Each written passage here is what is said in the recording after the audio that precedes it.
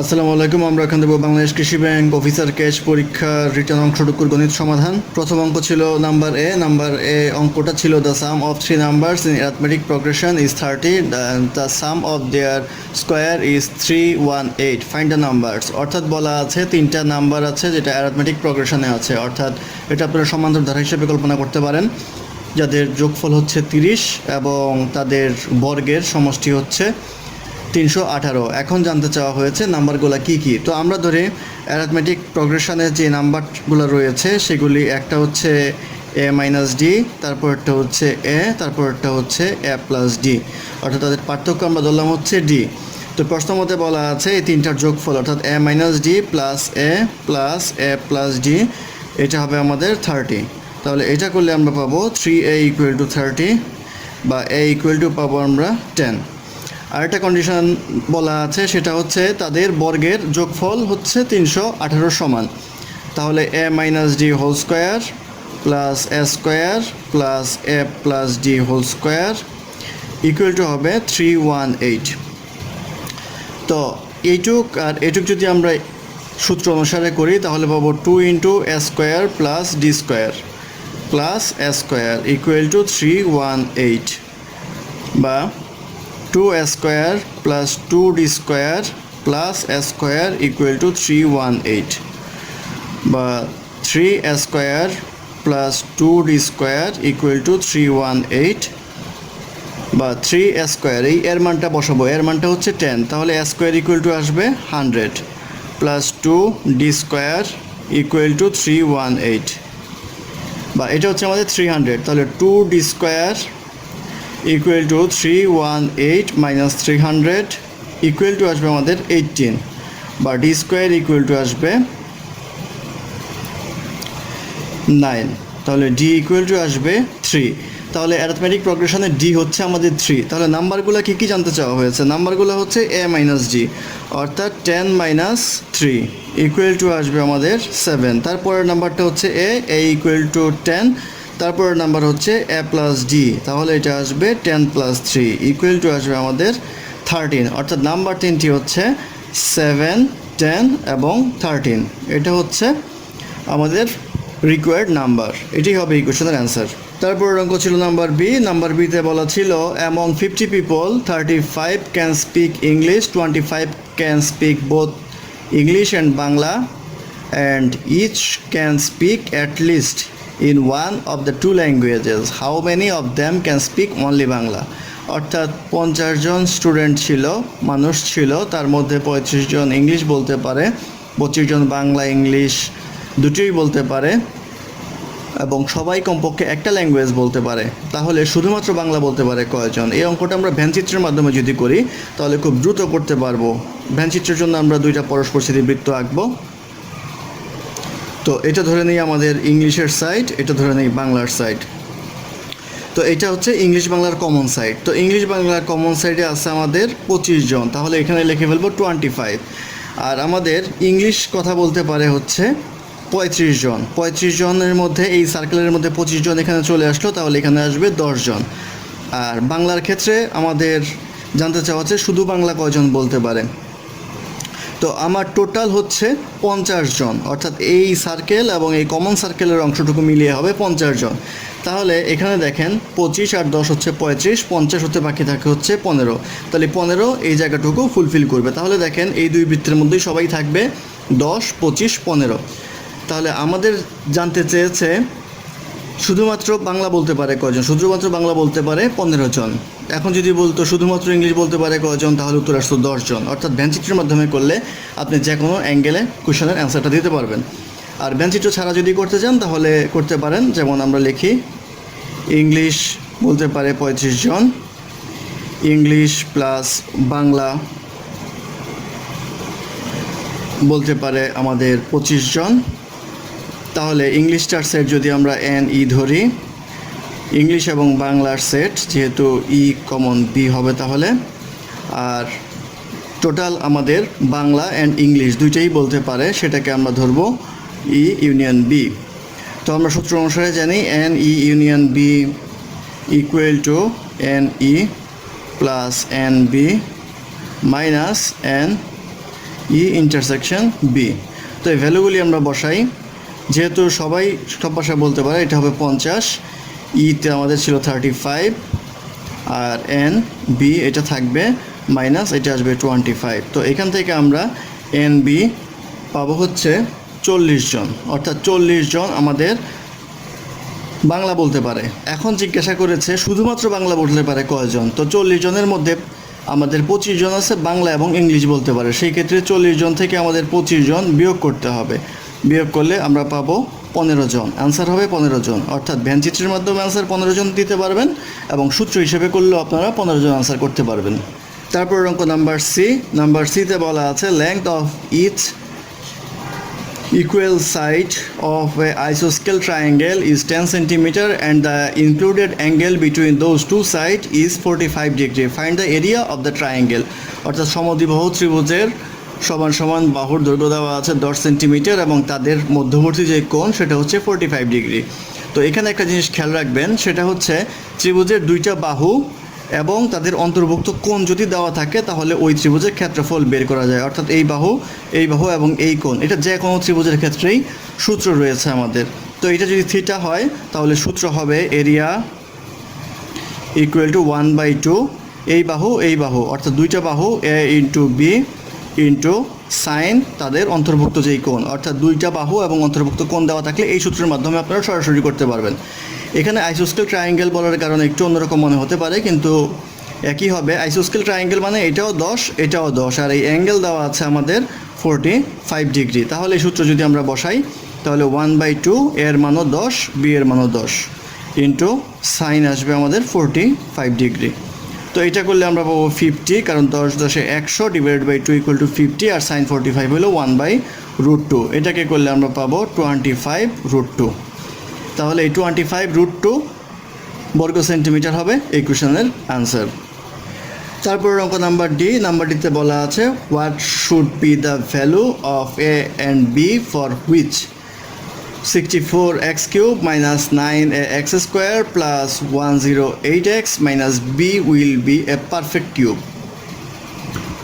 অর্থাৎ দেওয়া আছে 64x³ minus 9ax square plus 108x minus B, এটা পারফেক্ট কিউব হতে হবে।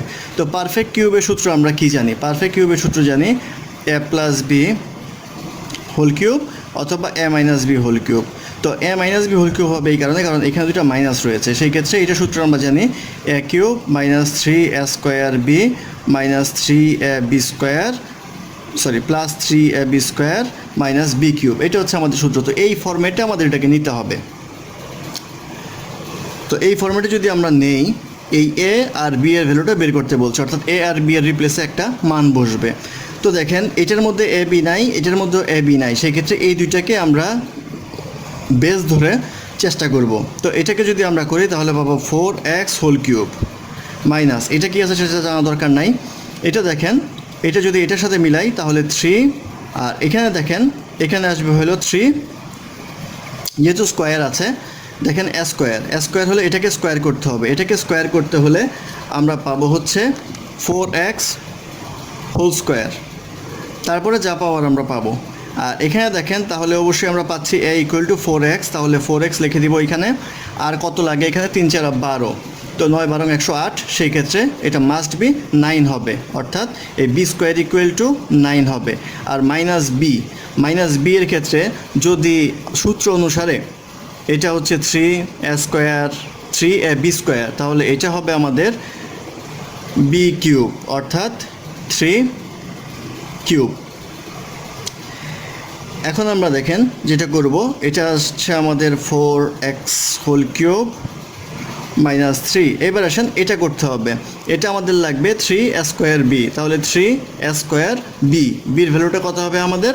বির ভ্যালুটা হবে এই ভ্যালুটা হচ্ছে আমাদের 3। তাহলে এটা দেখেন, এটা করার ক্ষেত্রে আমাদের হয়ে যাচ্ছে হচ্ছে 9 into 4x whole square plus এটা 108x মাইনাস 27।